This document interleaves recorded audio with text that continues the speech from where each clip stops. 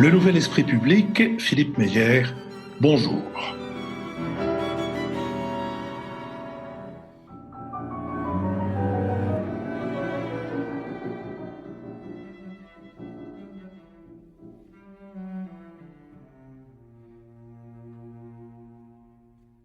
Bonjour, merci de nous avoir rejoints pour ce nouvel Esprit Public au cours duquel nous allons tenter d'éclairer certains aspects de l'actualité de la semaine écoulée. Nous le ferons avec Jean-Louis Bourlange, député des Hauts-de-Seine, Lucille Schmitt du comité de rédaction de la revue Esprit, Richard Verly, correspondant à Paris du quotidien suisse Le Temps, et Lionel Zinsou, ancien Premier ministre du Bénin et président de la fondation Terra Nova.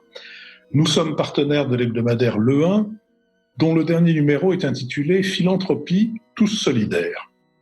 En introduction, Éric Fotorino rappelle le film de Ruben Östlund, Le Square, The Square, qui suggère qu'au nom de l'État-providence, l'individu semble avoir délégué sa capacité d'empathie à des institutions publiques sans visage, dont l'objet, sinon la vocation, est de porter secours aux plus fragiles.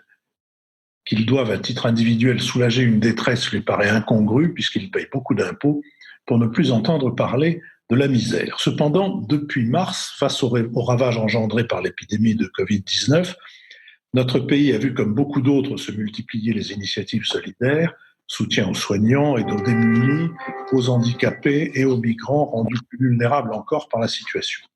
Bien des personnes et des associations ont redoublé d'efforts face à l'urgence des besoins. Leur engagement, comme les dons destinés à financer ces actions, met en lumière l'attachement des Français à des valeurs comme la générosité et l'altruisme. Sous l'onglet L'Ebada, après un récent échange avec Christian Pouillaude sur la situation au Brésil, nous avons mis en ligne un dialogue avec Jules Fournier, ancien collaborateur de Michel Rocard, sur la pandémie vue depuis San Francisco, petite ville en population, mais ville majeure de la tech, des GAFA et du showbiz. Après la Russie, le Japon, le Royaume-Uni, les États-Unis, la Grèce, le Chili, l'Australie, le Vanuatu, le Brésil et San Francisco, nous poursuivrons ces regards sur d'autres pays la semaine prochaine en nous intéressant au royaume hachémite de Jordanie. Nous vivons de vos contributions et de vos encouragements. Soyez remerciés des unes et ne nous ménagez pas les autres, d'ailleurs ne nous ménagez rien.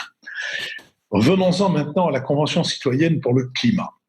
Après 9 mois de travaux, cette Convention citoyenne pour le climat a rendu public ses 149 propositions. 150 volontaires depuis octobre 2019, des volontaires tirés au sort, accompagnés par 14 experts, ont planché sur une question: comment réduire de 40% les émissions de gaz à effet de serre d'ici à 2030 dans un esprit de justice sociale. Ces 150 citoyens souhaitent une révision par référendum du préambule de la Constitution afin de préciser, je cite, que la conciliation des droits, libertés et principes ne saurait compromettre la préservation de l'environnement, patrimoine commun de l'humanité. Ils veulent également ajouter à l'article 1er que, je cite, la République garantit la préservation de la biodiversité, de l'environnement et lutte contre le dérèglement climatique, et ils envisagent la création d'un crime d'écocide, création elle aussi par référendum. Ils proposent en outre de créer un défenseur de l'environnement, à l'image du défenseur des droits, et un premier chiffrage établit le coût des mesures qu'ils proposent à 6 milliards d'euros par an. Certaines pourraient avoir un impact positif sur le PNB. La Convention ne s'est pas exprimée sur le nucléaire, ni sur la taxe carbone. Elle a pris position sur la nécessité de mettre un terme à l'artificialisation des sols, de conduire une politique de réappropriation des grandes friches industrielles ou des parkings et de réquisition de logements et de bureaux vacants. Et elle s'est prononcée pour la renégociation du CETA, l'accord de libre-échange entre l'Union européenne et le Canada, afin d'intégrer les objectifs climatiques de l'accord de Paris. 2 propositions ont fait beaucoup parler: la réduction à 28 heures du temps de travail hebdomadaire, qui n'a pas été votée par les conventionnels, et la limitation à 110 km/h de la vitesse sur les autoroutes. Approuvé quelquefois avec réserve par les écologistes, la gauche et l'extrême gauche, l'ensemble de ces propositions est brocardé à droite et à l'extrême droite. Seront-elles soumises au Parlement ou bien seront-elles l'objet d'un référendum? Le président doit s'exprimer le 29 juin. Sur cette question, Lucille Schmitt. Oui, merci beaucoup Philippe. Ce qui est intéressant sur cette Convention citoyenne pour le climat, c'est qu'elle déchaîne une espèce de vague d'enthousiasme du côté de certains et une vague d'opprobre du côté d'autres qui est assez remarquable. Lorsqu'on écoute Thierry Pech, qui était coprésident de son comité de gouvernance, ou Laurence Toubiana, qui était la coprésidente de ce même comité, on a le sentiment qu'un acte historique a été accompli autour de cette conférence citoyenne, à la fois sur les questions d'écologie, puisque les 150 propositions dont vous avez énuméré certaines sont assez ambitieuses. Elles reprennent en règle générale des propositions qui étaient déjà portées par des députés ou des ONG, mais le fait qu'elles aient été cumulées, si je puis dire, par des citoyens ordinaires qui avaient été tirés au sort, mais qui avaient été tirés au sort d'une manière assez particulière, puisque comme le disait Cyril Dion, le metteur en scène écologiste reconnu également, ils ont été tirés au sort avec des méthodes proches de celles d'un sondage, donc en corrigeant en quelque sorte les variations territoriales, les variations d'âge et de milieu social. Donc quand on écoute ceux qui étaient garants ou qui avaient incité le président de la République à susciter cette convention, on voit bien que là, il y a un concert de louanges. Sur les aspects démocratiques notamment, Thierry Pech n'hésite pas à dire que cette convention devrait avoir une valeur normative, même si elle n'est pas dans le processus des institutions représentatives. Je m'interroge sur cette question du normatif. D'ailleurs, que diraient les parlementaires par rapport à cela? Laurence Toubiana, au fond, qui avait été la cheville ouvrière de la COP 21 en 2015, dit bien sûr qu'il faut prendre la balle au bond et en tirer un programme de gouvernement extrêmement ambitieux pour la France.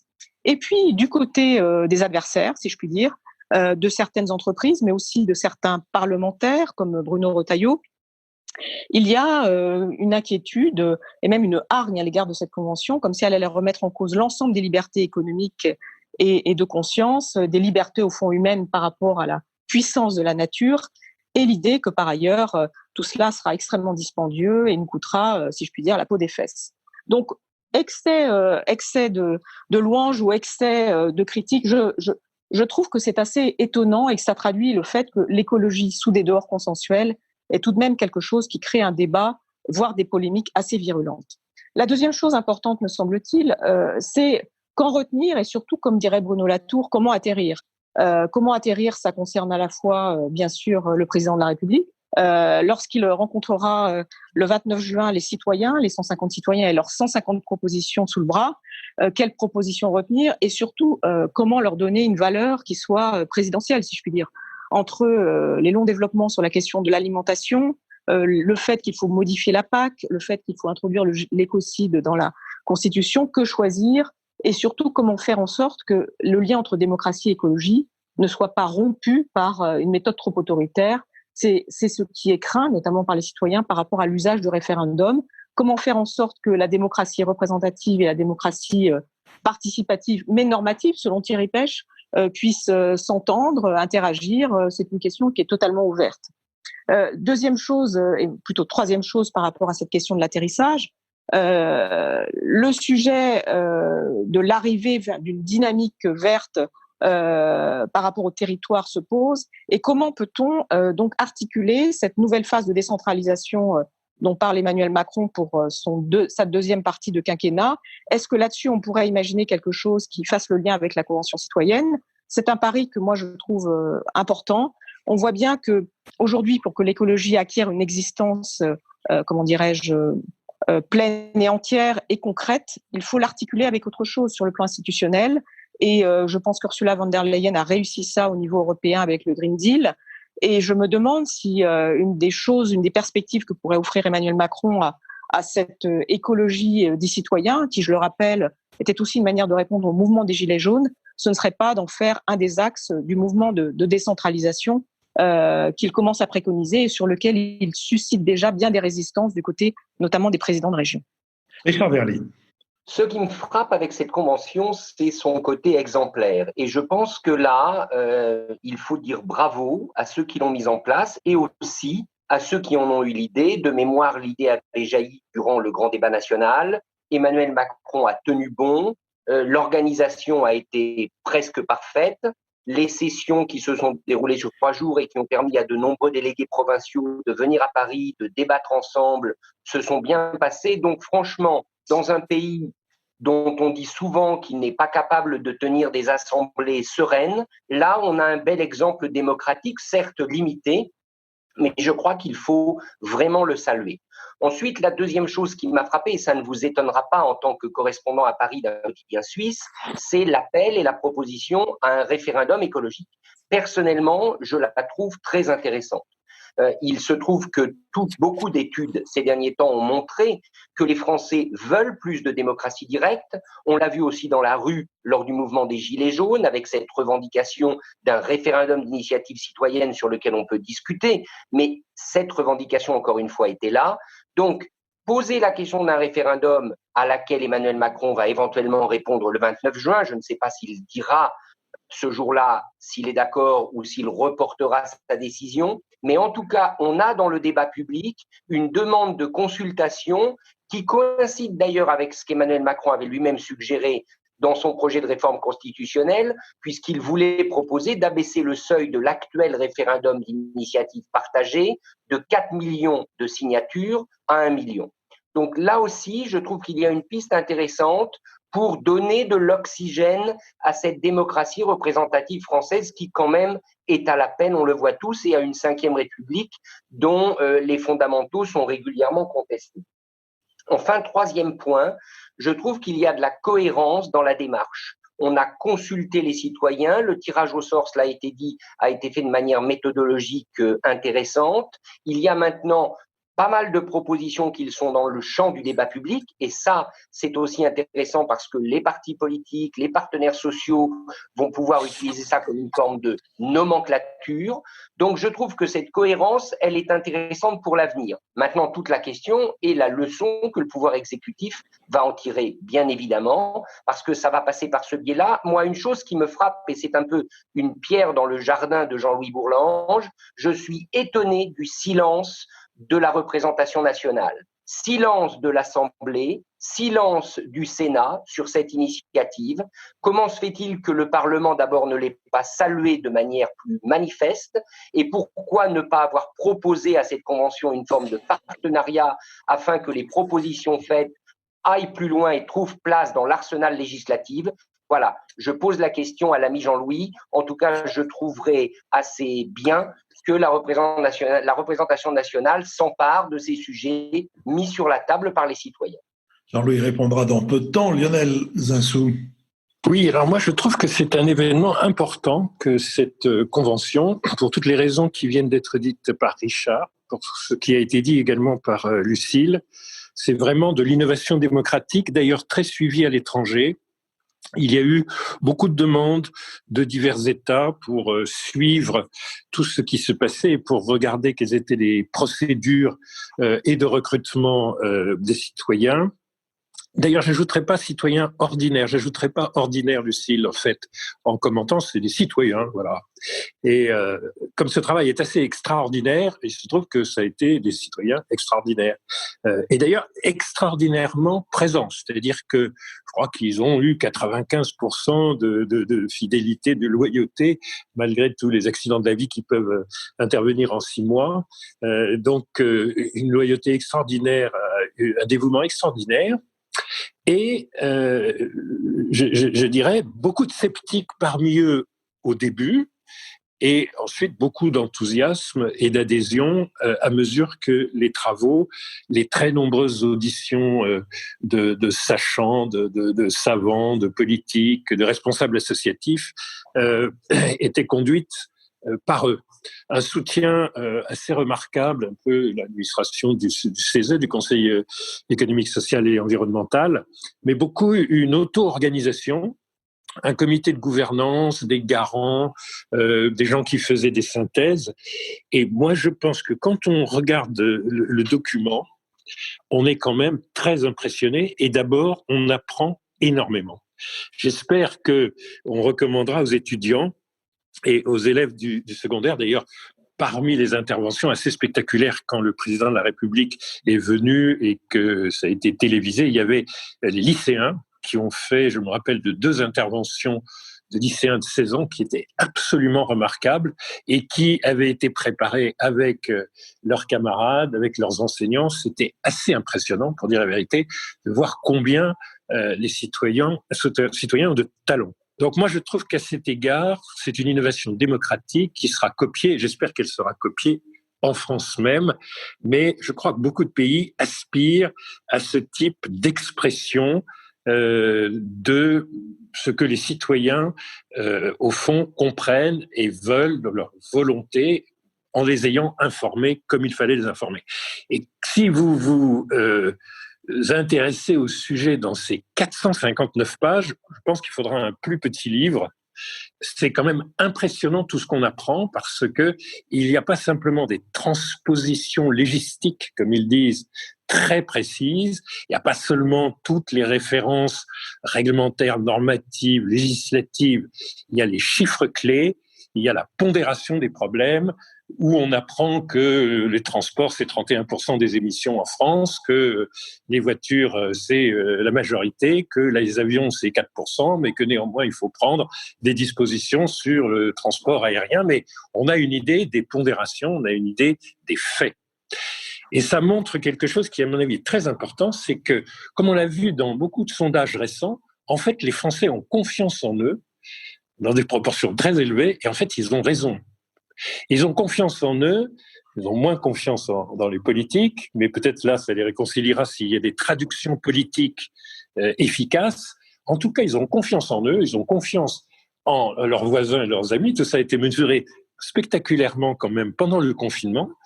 Et là, c'est quand même un exercice dans lequel on voit qu'ils n'ont pas tort d'avoir confiance dans le fait qu'ils ont des solutions aux problèmes qu'ils savent énoncer.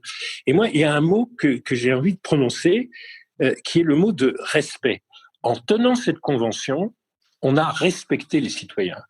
Je pense à une idée d'Esther Duflo, qui, comme vous savez, est notre prix Nobel d'économie de 2019, et qui est probablement une des grandes spécialistes des solutions contre la pauvreté, et qui aujourd'hui intervient aussi de plus en plus sur des questions d'environnement, et qui disait, quand on parle avec ATD Quart-Monde, le milieu associatif, ce qui est frappant, c'est qu'on parle à des vrais pauvres qui parlent des vrais pauvres, des vrais patrons de PME de terrain, et qu'ils ont, si on les respecte, qu'on les écoute, et ils ont vraiment les solutions pertinentes, simplement parce qu'ils savent déjà énoncer les problèmes pertinents. Et même s'il y a 459 pages, c'est quand même très clair, et ça part vraiment des questions quotidiennes, qui sont pas très faciles à travailler depuis le sommet de l'État par des hauts fonctionnaires ou même des élus de la représentation nationale qui ne partent pas nécessairement toujours des besoins du terrain. Il y a une famille de sujets sur la consommation, il y en a d'autres sur comment produire et travailler et qu'est-ce que ça aura comme conséquence sociale que d'intervenir pour transformer les économies. Et il y a des éléments sur le déplacement, la mobilité vécue par les gens qui vont au travail tous les jours, et sur le logement, toutes questions absolument universelles, très bien traitées, très bien ramassées, très bien synthétisées. Donc, moi, je suis très impressionné, en fait, par le résultat. Il y a eu 95% d'approbation par les citoyens de ce rapport général. Je voudrais ajouter que non seulement il y a de l'intelligence et de la connaissance, mais il y a du volontarisme avec une intelligence, même quand ils présentent des mesures qu'ils décrivent eux-mêmes comme des mesures qui vont être clivantes, comme les 110 km/h sur l'autoroute, ils le font avec modestie, en prenant en compte le fait que ça ne sera pas facile à accepter. Et je trouve qu'il y a de la bienveillance, de la délicatesse dans l'expression. Au total, il y a des gens qui ont réagi, notamment à l'extrême droite, ça c'est plutôt rassurant, de façon hostile, donc ça c'est plutôt un bon signe pour la qualité des travaux, la qualité démocratique, mais même dans une droite plus respectée, et qui n'ont pas, devant le travail qui a été fait, à mon avis, mesuré le côté bienveillant, délicat et modeste. Et ça, c'est très important. Et sur les chiffrages, de dire que ça coûtera 6 milliards, c'est quelque chose qui n'était pas du tout intuitif. Quand ils ont commencé le travail, ils ont pensé que ça allait coûter des centaines de milliards d'arriver à l'objectif et qu'on n'aurait jamais les financements. D'abord, ils ont été convaincus, notamment par quelques financiers, qu'en fait, on a tout à fait les moyens d'orienter l'investissement et qu'il y a la liquidité nécessaire pour que les entreprises s'adaptent, qu'il y a beaucoup de mesures qui s'autofinanceront en créant de la valeur, des emplois et même de la matière fiscale. Donc, ils ont petit à petit perdu la crainte du fait que ce soit insurmontable financièrement. Et quand ils ont chiffré leurs propositions les plus précises en impact sur le budget de l'État, on s'aperçoit que c'est tout à fait un effort que la communauté nationale peut parfaitement conduire. Et ça, il fallait, par rapport à beaucoup de discours contradictoires sur le sujet, par des experts trop nombreux, peut-être un peu contradictoires dans leurs conclusions, il fallait que les citoyens disent « c'est à notre portée, nous le voulons, nous avons modestement travaillé, mais nous avons trouvé le chemin ». Merci Lionel. Jean-Louis Bourlange, dès que son micro sera ouvert par l'effet d'une brève manipulation dont il est maintenant familier et pour laquelle, voilà, non, c'est pas là pas encore, mais ça ne saurait tarder. Ça y est. Voilà. Bon. Oui, moi je ne partage pas votre enthousiasme. Je pense que ce rapport est intéressant. Il y a des dispositions qui, si elles avaient été prises, des propositions, pardon, qui, si elles avaient été prises, m'auraient inquiété. Celles que j'ai lues me paraissent raisonnables. Moi, notamment, je ne suis pas a priori hostile à la limitation à 110 km/h. Je m'interroge un peu sur les effets réels de cette mesure en termes d'économie, en termes de réduction de la carbonisation, mais enfin, c'est pas là que le problème se pose pour moi. Moi, je suis quand même assez profondément choqué en tant que parlementaire, parce que j'estime que on a mis en place un système qui est un système assez particulier. Globalement, on a sur ces affaires d'environnement, on a tout un ensemble de gens qui sont à la fois des intellectuels, des hauts fonctionnaires, des médiateurs, dont le symbole est un peu fourni par M. Hulot, qui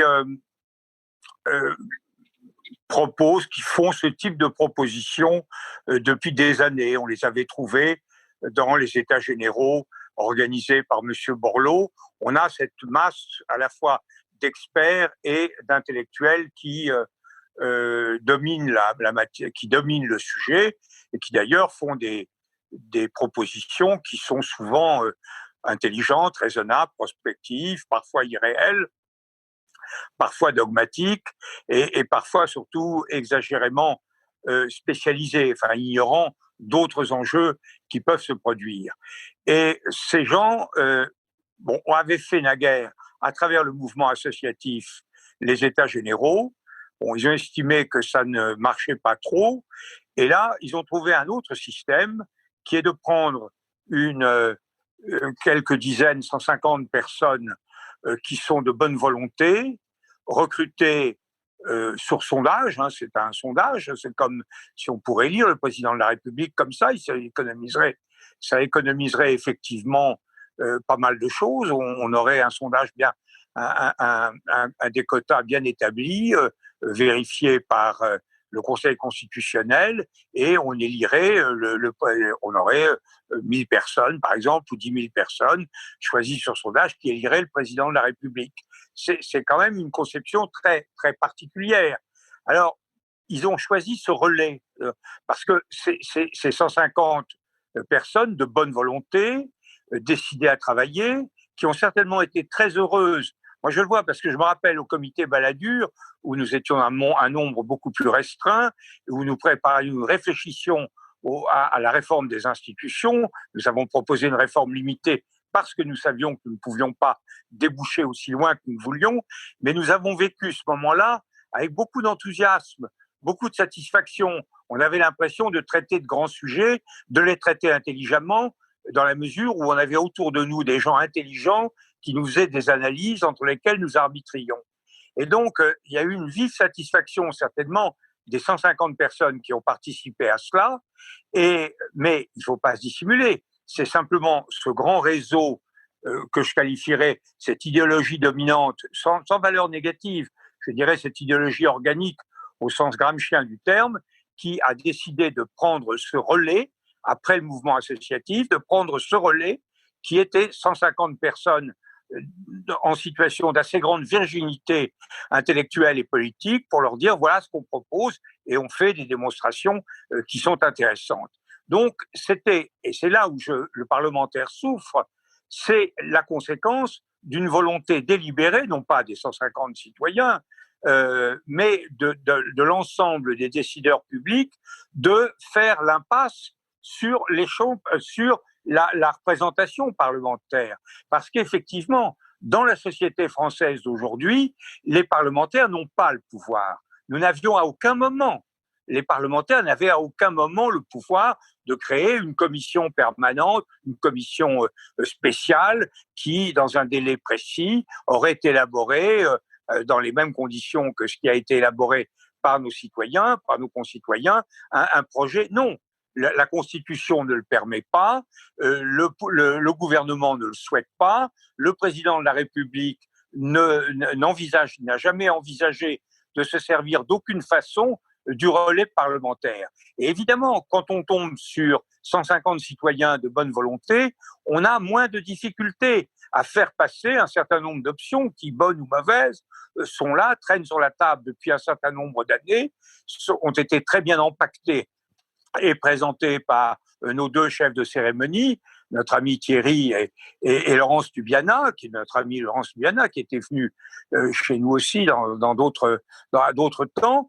Tout ça a été très bien fait, mais simplement, la réponse à Richard, c'est les parlementaires là-dedans, ils ont simplement été priés de se taire. Et là, on se pose quand même la question de savoir si la démocratie participative n'est pas simplement, ou cette forme bizarre, cette démocratie aléatoire, si je puis dire, puisqu'elle repose sur le sort, n'est pas une sorte de réponse à une démocratie représentative qu'on empêche totalement de fonctionner depuis de nombreuses années. C'est quand même ça. Et alors là, est-ce que c'est un progrès ? Ce que je constate, c'est que les parlementaires sont élus par les citoyens au terme de débats, que là, on dit il faut que les citoyens participent directement. La démocratie, selon Montesquieu, ça ne va pas. C'est-à-dire qu'il ne faut pas simplement que les citoyens choisissent leur gouvernance, choisissent les législateurs, mais fassent la loi eux-mêmes. Mais là, en l'occurrence, ce ne sont pas les citoyens, ce sont des personnages tirés au sort qui font la loi. Pourquoi serait-il représentatif ? On n'en sait rien. Et ce ne serait pas, et il ferait la loi indépendamment de toute délégation, de tout débat. Donc, si la démocratie participative consiste à éloigner les citoyens du choix de ceux qui font la loi sans leur permettre de faire la loi, on peut se demander si c'est un véritable progrès. Donc, je suis inquiet de cette affaire-là. De ce point de vue-là, je ne sais pas comment ça va aboutir. Je crois que c'est un très bon matériau de départ. On peut très bien travailler là-dessus. Moi, je suis tout à fait prêt à ce que l'Assemblée nationale s'y mette et prenne cette affaire en main. La deuxième chose qui me choque, c'est le caractère spécialisé. Alors, effectivement, je crois que la décision politique, c'est une décision généraliste. Ce n'est pas une décision spécialisée. La notion de toute chose étant égale par ailleurs est incompatible avec la politique. Quand vous prenez des décisions importantes sur la planète, pour la planète, ce genre de choses, il est évident que ça touche non seulement tout un ensemble d'aspects de la vie quotidienne des Françaises et des Français, mais ça touche très profondément l'ensemble des choix stratégiques et politiques qui sont impliqués par cette affaire. Et là, je crois qu'il y a un problème de représentativité, là encore, de ces citoyens qui ont été choisis pour mener une action spécifique, mais qui n'ont pas la compétence en matière de politique étrangère, en matière stratégique, en matière économique, en matière éducative, toutes les matières, tout ce qui fait, en matière de droit social, tout ce qui fait véritablement la politique. Ou alors, on les érige carrément en contre-parlement, et à ce moment-là, c'est à eux qu'il appartient de faire la synthèse de toutes les activités, et ça, je pense que ce serait extrêmement grave que de donner un pouvoir général d'arbitrage politique à des gens qui ne seraient pas élus par leurs concitoyens. et qui agirait en dehors de tout débat public préalable. La troisième chose qui me gêne, c'est le caractère vote bloqué de l'affaire. C'est qu'on nous dit, il va falloir, et je termine par là, il va falloir, pour traiter cette affaire-là, on va faire un référendum, il faudra mettre tout sur la table. Et là, non. Je crois que la décision politique, c'est une décision qui repose sur des amendements, sur des sélections, des hiérarchisations, tout un ensemble de choses qui passent par un débat citoyen. C'est pourquoi, moi, la bonne solution me paraît être non pas de faire un référendum vote bloqué, mais effectivement de donner à cette affaire un prolongement parlementaire. Et ça impliquerait que la part de nos dirigeants, et qu'ils soient de droite, de gauche, du centre, de la Macronie ou de l'anti-Macronie, il y ait enfin la volonté de redonner confiance aux parlementaires. Telle que je vois la situation aujourd'hui, je n'ai pas le sentiment que les parlementaires bénéficient ni de la confiance des élites administratives et ni de la confiance des populations. Et je pense que quand les parlementaires sont à ce point méprisés, c'est plutôt le signe d'une défaillance grave de la démocratie. Et en l'occurrence, c'est pas forcément le signe d'une défaillance des parlementaires à qui on ne demande pas leur avis. Lucile Schmitt. Oui, je pense que ce qui est assez passionnant sur cette Convention citoyenne pour le climat, c'est qu'elle nous permet vraiment de faire une espèce de tour d'horizon sur la question démocratique et la question écologique.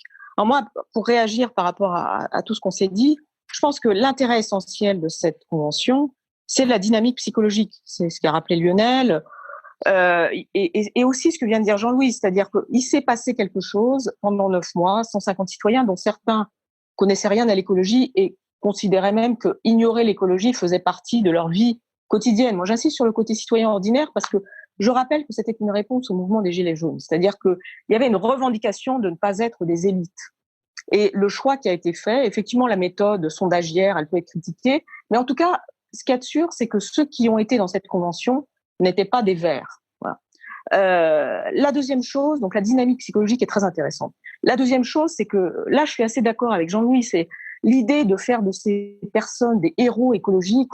Moi, ça me dérange parce que je crois qu'on n'a pas besoin de héros écologiques. Le sujet, c'est plutôt comment est-ce qu'on articule, là je reviens là-dessus, démocratie et écologie, de façon à ce qu'il y ait une légitimité des propositions qui sont portées, mais en lien avec le projet de société enfin, les valeurs de la République, l'égalité, la citoyenneté, la fraternité, la liberté. Donc, comment est-ce qu'on articule ces propositions qui sont extraordinairement détaillées et souvent très microéconomiques et qui mélangent le changement culturel et le changement des politiques publiques? Comment on les articule par rapport à des valeurs qui sont des valeurs sur lesquelles il y a un contrat social? Et donc, là, des malentendus, et il y a eu quand même des réactions négatives. Tout le monde ne fait pas un concert de louanges sur cette convention, y compris des écologistes qui ne sont pas soupçonnés d'être tièdes, comme Arnaud Gossman, qui est un avocat de l'environnement bien connu, qui dit, au fond, tout ça existait déjà et on réinvente à chaque fois l'eau chaude alors qu'on ne se sert pas de ce qui existe. Je trouve que c'est une critique assez fondée. C'est-à-dire que la question de refaire au nom des citoyens des choses qui existaient déjà au nom des experts, qu'est-ce que ça change par rapport au passage à l'acte lorsqu'il s'agit de décider sur la question écologique? Et qu'est-ce que ça change sur le plan de la légitimité? Jean-Louis a raison de dire qu'il ne faut surtout pas laisser de côté le Parlement. Et c'est sans doute pour cette raison que moi, je suis assez hostile à l'idée du référendum parce que, qu'on le veuille ou non, on n'est pas en Suisse, Richard, et que le référendum en France, c'est en général c'est un acte présidentiel. Et qu'en faire un acte citoyen, même si les Gilets jaunes l'ont demandé, je ne crois pas que Emmanuel Macron soit le mieux placé pour le faire. Qu'en revanche, tenir compte du fait qu'au Parlement, en 3 ans, c'est assez extraordinaire comment l'écologie a progressé au Parlement. En 2017, lorsque les parlementaires ont été élus, il n'y avait pas un seul député vert parce que les Verts s'étaient tiré une rafale de balles dans le pied. Mais aujourd'hui, il y a un groupe qui s'est constitué autour de Mathieu Orphelin, de Delphine Batho notamment, qui s'appelle Écologie, Solidarité et Démocratie, si je me trompe. Oui, c'est ça. Et qui... au fond, amalgame des députés venus pour une grande partie de la République en marche autour de la question écologique. Donc, il y a une espèce de potentiel écologique au Parlement, et à côté de ça, on fait la Convention citoyenne. Comment est-ce que ça peut interagir? C'est aussi la question de l'ambiguïté actuelle sur le fait de multiplier les propositions et les débats écologiques sans passer à l'acte. Dernière chose, je crois que l'écologie s'est profondément constituée autour de dynamiques territoriales et plutôt d'une culture des contre-pouvoirs. Et que tout l'enjeu, je reviens à ce que je disais tout à l'heure, tout l'enjeu de relancer la décentralisation et de donner à cette cette dynamique écologique qui historiquement existe de cette manière, l'occasion de faire de la créativité, de l'expérimentation, du contre-pouvoir, c'est au moins aussi important dans le passage à l'acte que l'idée de remettre ça seulement dans les institutions nationales. On doit organiser une circulation. Merci Lucile. Richard Verly. Je voudrais juste poser une question à tous nos amis. Est-ce que la France doit accepter de changer? Et si oui, et il me semble que c'est quand même le message que les Français, à travers leurs manifestations, à travers les consultations, à travers les sondages, donnent en permanence. Et j'insiste là sur le besoin de démocratie directe. Alors je comprends la gêne de Jean-Louis, je la partage même. Il est parlementaire et il s'inquiète à juste titre de voir le Parlement dépossédé d'une partie de sa mission qui est de débattre des questions de société et de l'avenir du pays. Certes, mais la Constitution actuelle fait que le Parlement en France manque de pouvoir, manque de capacité de contrôle, et peut-être faudrait-il considérer cette Convention citoyenne comme une perche à prendre, à saisir, pour qu'une alliance, je dirais, vertueuse s'instaure entre des conventions de ce type et le Parlement. Et je voudrais juste dire une chose, c'est qu'il y avait quand même un symbole dans ces réunions de la Convention citoyenne pour le climat, c'est qu'elles se sont réunies dans le bâtiment du Conseil économique, social et environnemental, dont on n'a jamais trop compris le rôle, ou en tout cas, il n'a jamais réussi à acquérir le rôle assez central que voulait lui donner la Constitution. Eh bien, voilà peut-être un moyen de le remettre en selle. Bref, moi, je persiste à voir dans ce type d'exercice un signe positif et d'espoir démocratique plutôt qu'une gifle adressée aux institutions existantes. Eh bien, puisque le président se prononce sur ces questions le 29 juin, nous aurons l'occasion d'y revenir. Je vous propose que nous nous intéressions à la situation de Donald Trump, dont on ne sait pas très bien s'il traverse un trou d'air ou bien s'il connaît un trou noir. Son meeting à Tulsa le 20 juin dans le bastion républicain de l'Oklahoma était censé relancer sa campagne. Il a surtout souligné la mauvaise passe que traverse actuellement le président américain. La foule n'a pas été au rendez-vous. Et après un printemps marqué par les épreuves de la crise sanitaire, l'effondrement économique qu'elle a entraîné, les manifestations contre les violences policières, Donald Trump se trouve éreinté dans un livre de son ancien conseiller à la sécurité nationale, John Bolton, empêtré dans le limogeage express d'un procureur de New York, et il est pour l'instant à la peine dans les intentions de vote à un peu plus de 4 mois de l'élection présidentielle. La Cour suprême lui a infligé coup sur coup 2 camouflets en étendant les droits des salariés homosexuels et transgenres et en validant les protections accordées par Barack Obama à 700 000 jeunes migrants que Trump voulait supprimer. Et enfin, le président américain continue à nier la réalité de l'épidémie de Covid-19 alors que la maladie progresse dans plusieurs États et que le pays compte plus de 2 200 000 cas. Selon l'agrégateur de sondage du site Real Clear Politics, le taux d'approbation de l'action du président a chuté de 47 à 42%. Les opinions contraires ont augmenté dans la même proportion, mais en matière d'économie, Donald Trump jouit d'une image favorable, selon les personnes interrogées, en matière d'emploi également. En revanche, il est minoritaire à propos de la lutte contre le Covid, de la réforme de la santé, 40% pensent qu'il a bien agi, 53% mal, et plus encore sur sa capacité à unifier le pays, 38% lui accordent cette capacité, 57% la lui dénient. Avec la crise politique, la procédure de destitution, la crise sanitaire, la crise économique, la crise sociale, le meurtre de George Floyd, l'avance de Donald Trump dans les sondages s'est évaporée. On peut commencer à envisager une administration Biden, estime Robert Malley, président de l'International Crisis Group. Sur cette question, Richard Verly. Au fond, Donald Trump est plus que jamais un personnage de télé-réalité. Vous savez que c'est ce qui a largement contribué à son succès politique, c'est sa maîtrise des codes de la télévision avec ce show qu'il animait aux États-Unis où il licenciait littéralement les participants qui ne lui convenaient pas. Eh bien, il est dans la position cette fois du participant. Il n'est plus l'animateur du jeu politique de télé-réalité qu'il a institué et mené depuis 4 ans aux États-Unis. Il est un participant parce que l'heure est venue pour le vrai patron, c'est-à-dire les électeurs, de s'exprimer. Or, Trump va devoir faire ses preuves sur la base d'un bilan, vous l'avez dit, qui est comme tout bilan discutable, mais qui, dans son cas, a un aspect de moralité extrêmement important qui le fragilise terriblement. Alors après, comme dans toute émission de télé-réalité, on peut surinterpréter chaque geste. Et là, moi, je me méfie des commentateurs, des observateurs qui ont tendance à trouver dans n'importe lequel de ces postures, par exemple quand il étreint mal un verre ou quand il descend un peu hésitant à la suite d'un meeting, on en déduit qu'il est en mauvaise forme. J'ai même vu à la télévision des commentateurs s'exprimer sur le fait qu'il avait dénoué sa cravate plus vite que d'habitude après le meeting de Tulsa et que ça traduisait donc un dépit immense de ce personnage et une perte de repère. Je pense que Donald Trump est plus solide que ça. Il va sans doute, et c'est sa seule issue, rendre la campagne plus dure encore, attaquer plus durement Joe Biden sur des aspects personnels, notamment, vous savez, les affaires de son fils en Ukraine, etc. Il va donc donner dans l'outrance pour surmonter cette difficulté du moment. Il a quand même toujours pour lui cette classe populaire américaine blanche qui continue de penser qu'elle est la grande perdante et qu'il est le seul capable de lui redonner, sinon de la fierté, du moins un avenir et une forme d'assurance. Donc moi, je ne dirais pas que Donald Trump est dans une mauvaise posture durable. Je dirais simplement qu'il est en ce moment perdu dans ce jeu de télé-réalité politique dont il a un peu oublié les règles.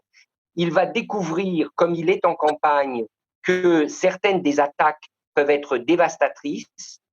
Il sera intéressant de voir aussi comment sa femme va se comporter. Il y a un livre qui vient de sortir sur Melania qui montre que c'est une femme intelligente et qui pourrait bien, à un moment donné, peut-être se désolidariser de certaines activités de son mari. Bref, il y a bien le feu dans la maison Trump, mais Donald Trump lui-même a encore les moyens, je pense, de remonter cette difficile pente électorale. Lionel Zinsou ? Oui, alors, en fait, on est assez content des sondages, je pense, dans le reste du monde, et notamment en France, parce que clairement, en fait, les questions de politique américaine sont souvent des questions qu'on intériorise dans le monde entier. Donc, Barack Obama était extrêmement populaire dans le monde, pas George W. Bush, et je crois que Trump ne l'est pas. Évidemment, il y a des choses qui sont évidentes. Il divise le pays, mais au fond, le monde entier lui en veut. C'est pour ça qu'on a vu, après l'assassinat de George Floyd, le monde réagir au fond, dans 200 pays, et il divise contre toutes les minorités, mais enfin, le total des minorités, ça fait une grande majorité, et donc ce côté non rassembleur du président des États-Unis est un sujet qui nous questionne tous. Donc on s'identifie à toutes les minorités traitées en injustice, dressées les unes contre les autres. Donc ce côté diviseur fait que, je crois, le monde entier préférerait de beaucoup qu'il échoue et attend cela avec impatience parce qu'il a antagonisé trop de catégories, mais des catégories qui ont des échos dans le monde entier. Il a mal géré le Covid, mais ce qui est peut-être pour le regard international peut-être le plus troublant, c'est les menaces sur la paix, la guerre commerciale qui a déprimé la croissance pré-Covid, sans produire le moindre résultat sur le déficit commercial des États-Unis. Et puis, ce que Bolton, son ancien conseiller, appelle au fond des dégâts colossaux en matière diplomatique, une action internationale guidée pas du tout par la recherche de la paix, de la solidité des alliances, mais guidée aussi par des petits calculs personnels. Je veux dire, on fait la guerre économique et commerciale à la Chine, mais on demande à Xi Jinping d'acheter le plus de produits agricoles américains simplement parce qu'ils sont le premier débouché de l'agriculture américaine et que dans les swing states, c'est très important et donc la Chine a les moyens éventuellement de lui faire gagner l'élection. Il se trouve d'ailleurs que la Chine est en train de multiplier les commandes de produits agricoles américains pour essayer de contenir les autres mesures. Donc tout ça, on le sait. Tout ça, le monde entier le vit et chacun a une idée là-dessus parce qu'on s'identifie ou aux hispaniques ou aux migrants en général ou à la communauté africaine-américaine. Mais moi, ce qui m'a frappé dans plusieurs rencontres américaines avec les milieux d'affaires, avec Wall Street et avec des parlementaires, y compris des parlementaires démocrates, c'est qu'il y a un certain nombre de sujets sur lesquels il n'est pas désapprouvé et sur lesquels on ne sait pas très bien ce que sont les idées de Joe Biden. Par exemple, sur l'isolationnisme, au fond, et le remaniement des alliances, une certaine distance avec l'OTAN ou avec les responsabilités au Moyen-Orient, il y a une sorte de consensus isolationniste qu'il incarne parfaitement, mais qui est majoritaire. Sur la Chine, moi, ce qui m'a frappé, c'est que les milieux d'affaires sont partisans de relocalisation industrielle, les milieux parlementaires sont partisans d'une lutte contre la Chine en termes d'investissement, en termes d'espionnage industriel, etc. Et en fait, le consensus anti-chinois, il dépasse la simple question de faire une guerre commerciale et il est partagé par probablement une majorité des démocrates au Congrès. Quant à l'économie, c'est extraordinaire d'être résilient à ce point, c'est-à-dire qu'il y a la bouffée de chômage la plus importante de l'histoire des États-Unis. On est passé d'un taux de plein emploi tendu à un chômage record, très supérieur à ce qu'on observe au chômage européen, et malgré tout, l'opinion lui fait confiance sur l'économie. Et il se trouve qu'il y a eu un rebond des marchés. Le Dow Jones, l'indicateur principal, est très proche des niveaux élevés qu'il avait atteints en janvier-février. C'est la même chose pour le Nasdaq, qui lui est plutôt en train de surpasser la période pré-Covid. Ça, c'est très important parce que c'est le pouvoir d'achat des retraites aux États-Unis, c'est le financement de l'économie qui est beaucoup plus par les marchés que par les banques. Donc, c'est beaucoup plus important cette réaction des marchés que ça ne serait en politique européenne.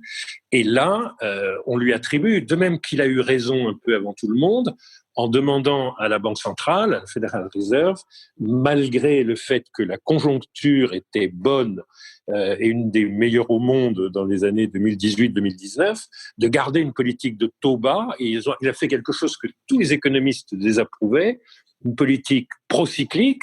Ça va très bien, mais je vais prendre des mesures de soutien et non pas des mesures contracycliques qui me permettraient de faire des réserves pour les périodes de crise. Et puis, au fond, ça s'est révélé une politique économique qui n'a pas créé les déséquilibres que le New York Times et les meilleurs économistes pouvaient annoncer. Donc, il faut faire un tout petit peu attention sur le fait que la situation de crise économique majeure n'a pas l'air de remettre en cause, en tout cas pas du tout à Wall Street, mais même dans l'opinion, l'idée qu'il est, au fond, un bon ingénieur de l'économie américaine. Donc, quand on prend tout cela, oui, il y a énormément de choses, et notamment tout ce qui déconsidère la fonction en termes symboliques, dans la façon de parler, dans la façon de se comporter, et puis tout ce qui est très angoissant chez tous ses collaborateurs successifs qui expliquent qu'il est incompétent, qu'il ne travaille pas, etc. Donc oui, tout ça est vrai, mais il y a des domaines entiers, isolationnisme et géopolitique et économie, sentiments anti-chinois, volonté de puissance, qui sont en fait des éléments qui pourraient lui donner une supériorité. Lucile Schmitt. Oui, merci Philippe. Moi, je trouve que on sent bien notre prudence, c'est-à-dire que moi, j'aimerais en tout cas que Donald Trump ne soit pas réélu, mais les États-Unis ne sont pas l'Europe. Et par ailleurs, Donald Trump a cette immense capacité à reprendre l'offensive qui déconcerte et la façon dont il aime conflictualiser les choses et dont cela lui permet d'assumer la force par rapport à un électorat qui souffre des États du Midwest, par rapport à la question économique, comme l'a rappelé Lionel, ça c'est quelque chose qui le rend totalement atypique, imprévisible, et du coup le résultat de cette élection reste totalement imprévisible. Moi, ce qui me semble important, malgré tout, en termes d'affaiblissement, c'est, je pense, la grande erreur qu'il a commise en disant qu'il allait invoquer l'Insurrection Act, ce texte qui date de 1807, dans l'idée d'utiliser l'armée pour maintenir l'ordre et le déluge de réactions que ça a suscité, y compris de la part de son secrétaire à la Défense, Mark Esper, mais aussi du prédécesseur James Mattis et d'un certain nombre de généraux qui, au fond, ont dit la nécessité du respect du droit, de la Constitution et le fait qu'on ne pouvait pas donner, comme dans la télé-réalité là, dans la télé-réalité, on n'était pas dans la télé-réalité. C'est-à-dire que dans la télé-réalité, on échange les rôles. Au fond, un policier peut devenir un soldat. Eh bien, ce qui a été rappelé à Donald Trump, c'est qu'on était ailleurs et que la présidence devait respecter les institutions. Et ça a été rappelé, y compris par des personnes qui étaient présentées d'abord comme des proches de Donald Trump, comme Mark Esper, des personnes profondément respectueuses de l'autorité et de la figure présidentielle comme James Mattis. Et donc, on assiste à l'apparition d'une forme de contre-pouvoir à Donald Trump, qui sont des contre-pouvoirs étonnants et de la part de personnes qu'on n'aurait pas prévues. La deuxième chose qui me semble importante, c'est que la Cour suprême vient aussi lui infliger un certain nombre de camouflets, mais dans ces camouflets, bon, il y a la question des droits des personnes transgenres homosexuelles. Il y a surtout, vous savez, cette question du statut des Dreamers, ces jeunes migrants arrivés aux États-Unis, enfants, et que le statut des Dreamers qui a fait adopter Barack Obama permet de protéger. Donc ça, c'est très important. Et ce qui est important par rapport à ça, c'est que je crois que Donald Trump brusquement veut reprendre l'offensive par rapport à Barack Obama, et que Barack Obama, de son côté aussi, est en train de réinvestir le champ de cette campagne électorale, peut-être parce qu'il y croit davantage.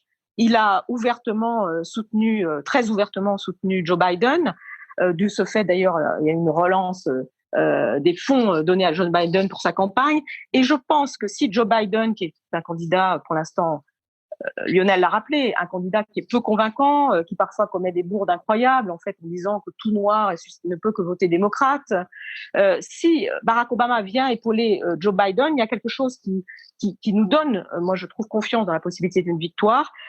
On voit aussi que du côté de Donald Trump, c'est Steve Bannon qui va reprendre du service. Et au fond, il y a quelque chose qui, d'une certaine manière, rejouerait le match, qui peut être intéressant. Mais on est dans une situation où Trump reprend l'offensive. Il l'a encore reprise aujourd'hui, ces jours-ci, à propos de l'Obamacare, cette fois-ci en s'en prenant au système de sécurité sociale qui avait été mis en place par Obama, au moment même où l'Amérique est dévorée par le Covid. Donc on sent qu'il prend toujours le contre-pied, et jusqu'à quel point est-ce que cette prise de contre-pied plaira ou déplaira aux Américains, c'est une question qui est ouverte. Jean-Louis Bourlanges. Oui, je me rappelle pas parce que j'ai été pas né, mais à la Libération, François Mauriac avait dit à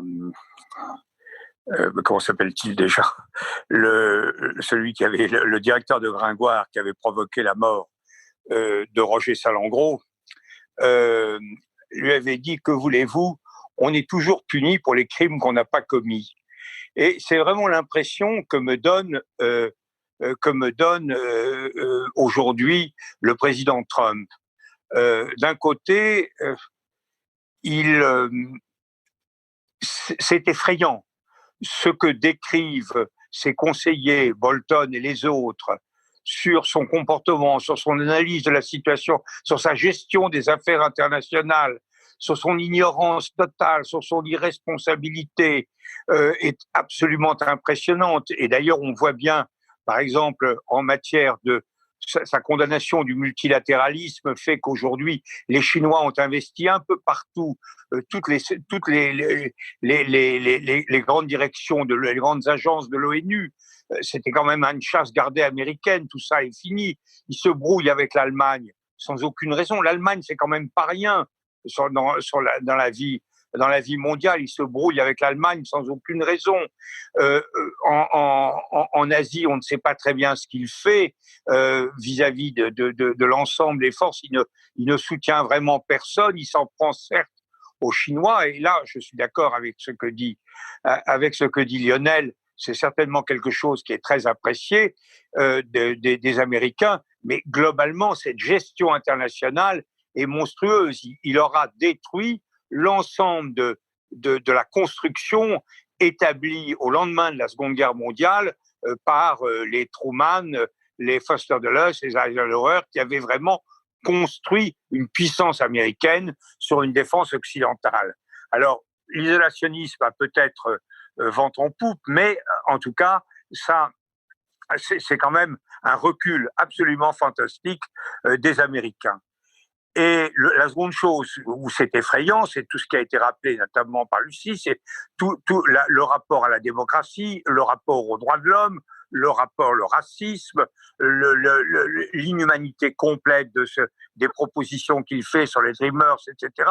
Tout ça choque profondément ce que l'Amérique que nous avons aimée, celle de Kennedy, de Martin Luther King, de la lutte pour l'égalité des droits, tout ce qui a fait vraiment de l'Amérique quelque chose, une démocratie qui échappait à ses démons. Tout cela est absolument effrayant. Eh bien, c'est vrai qu'il n'est pas du tout sûr que ce soit sur cela qu'il soit jugé. Parce que la politique extérieure, tout le monde s'en fout aux États-Unis, et en tout cas, ceux qui regardent, qui n'ont pour seule information que Fox News dans les États centraux des États-Unis. Et quant à la démocratie, on voit bien que les pulsions autoritaires, les pulsions racistes sont extrêmement fortes. Alors, elles sont dénoncées. C'est très important ce qui s'est passé autour de l'affaire de Minneapolis, mais malgré tout, il y a quand même beaucoup de gens qui soutiennent encore Trump. Et en revanche, alors je ne sais pas s'il faut... je ne suis pas sûr que Lionel ait tort, mais je ne suis pas sûr non plus qu'il ait raison quand il dit que la résilience américaine au chômage, dans des situations de chômage, va conduire l'Amérique à ne pas voter principalement sur cette question. Traditionnellement, les Américains votent sur les succès économiques. Ils votent sur les succès de la lutte contre le chômage. Et là, on est quand même en face de quelque chose de prodigieusement raté. Alors c'est là où c'est la phrase de Mauriac, il n'y est pas pour grand-chose, c'est la pandémie. Cela dit, il a géré cette pandémie, là encore, en dépit du bon sens. Donc on est dans une situation tout à fait particulière, absolument imprévisible. Tous ici, nous regardons ça effarés. Nous sommes tous, je crois, favorables à la défaite de Trump. Nous considérons tous qu'il est assez monstrueux dans bien des points, mais aucun d'entre nous ne se risque à dire que cette défaite est assurée. Ça dépend en réalité de quelque chose qui est une anomalie complète c'est Béraud, le nom que je cherchais, excusez-moi. La phrase de Mauriac, c'est: que voulez-vous, mon cher Béraud, on est toujours condamné pour les crimes qu'on n'a pas commis. Le gâtisme de mon grand âge fait que les noms propres m'échappent plus souvent qu'à leur tour. Mais là, donc, ce qui va dépendre, c'est au bout du compte cette situation extravagante de la démocratie américaine, extravagante, enfin, à nos yeux, mais pas du tout aux yeux des Américains, qui fait qu'un démocrate, pour être élu, doit avoir 2 millions de voix de plus qu'un républicain. Donc, M. Biden doit avoir 2 millions de plus que M. Trump, d'un côté, et d'autre part, que la décision se fera dans 5 ou 6 États, 10 swing, où pour l'instant ça se joue plutôt en faveur de Biden. Donc on a une situation dans laquelle les gens ne sont pas punis pour leurs vices, ne sont pas récompensés pour leurs vertus, et où le système démocratique est parfaitement aléatoire, ce qui quand même ne nous incite pas à regarder cette élection avec une sérénité complète. Je vous remercie. Nous sommes arrivés à la dernière séquence de notre émission, la séquence des brèves. Un mot d'abord sur Marc Fumaroli, qui vient de mourir. Je pense que le meilleur hommage qu'on puisse rendre à ce grand professeur, à ce grand intellectuel et à ce grand savant, c'est de relire l'État culturel, de relire Quand l'Europe parlait français, de relire La diplomatie de l'esprit. Et puis, un autre mot pour dire que j'ai découvert, grâce à Matthias Fekl, l'écrivain égyptien Allah al-Aswani. J'ai commencé avec L'immeuble Yacoubian, qui est un roman tissé d'une foule de petites histoires, observées avec clairvoyance et précision par une sorte de successeur de l'étudiant Cléophas, à qui Asmodée, le diable boiteux, permettait de soulever les toits des maisons. Allah al-Aswani voit tout ce qui se passe dans l'immeuble Yacoubian, il superpose toutes les vies qui l'abritent, il les tuile, les vies des puissants, des corrompus, souvent les mêmes, celles pour qui le pays ne se remettra jamais de la prise du pouvoir par Nasser, celles à qui l'on vient d'enlever l'espoir d'un avenir, celles qui se jettent dans les bras des islamistes, celles qui essaient de trouver chaque jour les moyens d'atteindre le jour suivant. Toutes ces vies, et c'est le talent d'Al-Aswani, nous deviennent en quelques lignes familières, nous nous soucions d'elles, nous attendons de leurs nouvelles, nous espérons leur réussite, nous voulons les retrouver, nous nous réjouissons de leurs amours, nous souhaitons leur châtiment. Et je me suis de rechef plongé dans un autre roman d'Al-Aswani, Automobile Club d'Égypte, et là aussi, je me délecte de son réalisme magique. Richard Verly. Tirer les leçons de la crise sanitaire qui n'est pas tout à fait terminée, c'est aussi la mettre en perspective. Et Philippe, vous parliez d'histoire à propos de la disparition de Marc Fumaroli. Eh bien, il y a un autre historien qui vient de tenter cette mise en perspective de la crise, c'est Jean-Noël Jeannet, dans son opus Virus et demi, qui est publié par la collection Tracts de Gallimard. Vous savez, ces petits livres sur papier presque journal. Eh bien, j'avoue que c'est passionnant parce qu'il montre combien un certain nombre d'interventions durant cette crise ne sont que les répétitions de ce qui a souvent eu lieu en France à l'occasion de grandes crises, voire des guerres. Et un exemple très simple, en 1919, Clémenceau fait un grand discours à Strasbourg. Il appelle à ramener l'État au plus près de la réalité du terrain. C'est presque mot pour mot ce que a dit Emmanuel Macron le 14 juin. Donc plus que jamais, je reprendrai le titre d'une émission de Jean-Noël Jeannet, nous sommes dans la concordance des temps. Lucille Schmitt. Oui, merci Philippe. Écoutez, je sais pas, une fois n'est pas coutume, je vais faire un petit peu d'autopromotion et dire que ce serait bien que nos auditeurs lisent le dossier de La Fabrique écologique, proposition pour la transformation écologique. La Fabrique écologique, c'est un think tank créé en 2013. Ce n'est pas une convention citoyenne, mais vous y trouverez des propositions sur la question de la place des sciences, évidemment les enjeux démocratiques, mais aussi les questions européennes. Enfin bref, il faut lire ce dossier. Lionel Zinsou. Oui, alors je voudrais recommander un livre qui est sorti malheureusement juste après le confinement en langue française, qui est de Esther Duflo, que je citais tout à l'heure, la prix Nobel 2019, deuxième femme à obtenir le prix Nobel d'économie, la plus jeune des Nobelisés, la normalienne d'une promotion très récente, donc c'est encourageant pour les intellectuels français et les savants français, et de son mari Abhijit Banerjee, qui s'appelle Économie utile pour des temps difficiles, qui est traduit de l'américain et qui malheureusement est sorti mi-mars. C'est un livre qui a l'air un peu long et elle commence par une boutade citant un médecin à qui une dame malheureusement lui dit « Bon, vous venez de me prédire que je n'en avais plus que pour 6 mois, que puis-je faire dans ces 6 mois de ma vie ?» Et il lui dit « Épousez un économiste ». Et elle demande pourquoi. Parce que vous allez trouver le temps très long. Et si vous voulez, c'est tout à fait l'inverse avec ce livre. C'est-à-dire que c'est un livre fait, certes, de 510 pages, mais de petites séquences de 3 ou 4 pages sur toutes les lois économiques très simplifiées et toute leur mise en pratique qui permettent de comprendre l'économie d'aujourd'hui et de faire des choses utiles, non seulement pour le grand combat d'Esther Duflo, qui est de vaincre la pauvreté à la fois dans les pays riches et vaincre la pauvreté dans les pays pauvres, qui est sa grande spécialité, et qui est d'ailleurs une problématique assez commune aux pays riches et aux pays pauvres. Mais à travers ça, on traverse les questions de l'économie internationale, des politiques publiques, du care, des politiques de santé. C'est extrêmement bien fait et c'est un excellent livre d'été malgré les apparences. Jean-Louis Bourlange. Oui, je voulais aussi signaler quelque chose à propos de la mort de Marc Fumaroli. Je dois dire qu'il a écrit dans son Chateaubriand, il a écrit une comparaison de Chateaubriand et Tocqueville qui est absolument admirable. Alors, je fais pas de ma promotion la différence de ce que dit Lucie, mais je fais le contraire parce qu'il se trouve que j'avais fait ma thèse mon mémoire de maîtrise sur le même sujet, Chateaubriand et Tocqueville.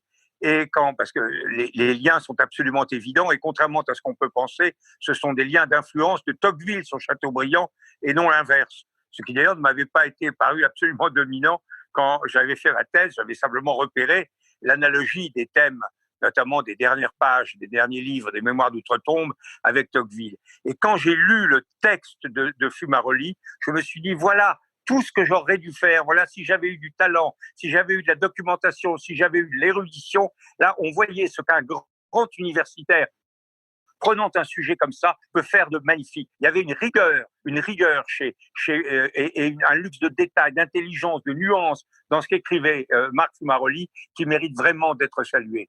Mais je voulais surtout signaler, mais je ne vais pas le développer, la réédition du livre Fascisme français, préfacé là encore par Jean-Noël Jeannet, sous la direction de Serge Bernstein et de Michel Vinocq, qui est la lutte collective, le produit collectif de la lutte de la vieille école de sciences politiques, celle que nous aimons tant, celle qui nous a formés, tous ces historiens magnifiques qui nous ont formés, contre les interprétations réductrices et caricaturales de Sèvres Ternel sur l'origine du fascisme français. Là, on trouve dans cet ouvrage collectif vraiment toutes les nuances, toute la richesse, toute la délicatesse, toute l'intelligence et toute la rigueur de ce qu'est l'école historique française telle que nous l'avons aimée et telle qu'hélas, je crains qu'on ne la retrouve jamais dans les décennies ultérieures. Merci. Je vous rappelle le BADA de cette semaine sur San Francisco, la pandémie vue depuis San Francisco, avec Jules Fournier. Je remercie Sophie Jacquin, avec qui cette émission est préparée, notre ingénieur du son, Charles de Cilia, Benoît Carré, qui en assure le compendium, le compte-rendu analytique, Nicolas Tourneau, qui veille à notre site, Olivier Magloire, qui veille aux sites qui nous permettent d'être financés, Julien Neuville et Nouvelles Écoutes, qui nous produisent. Et je vous dis donc à la semaine prochaine pour un nouvel Esprit Public.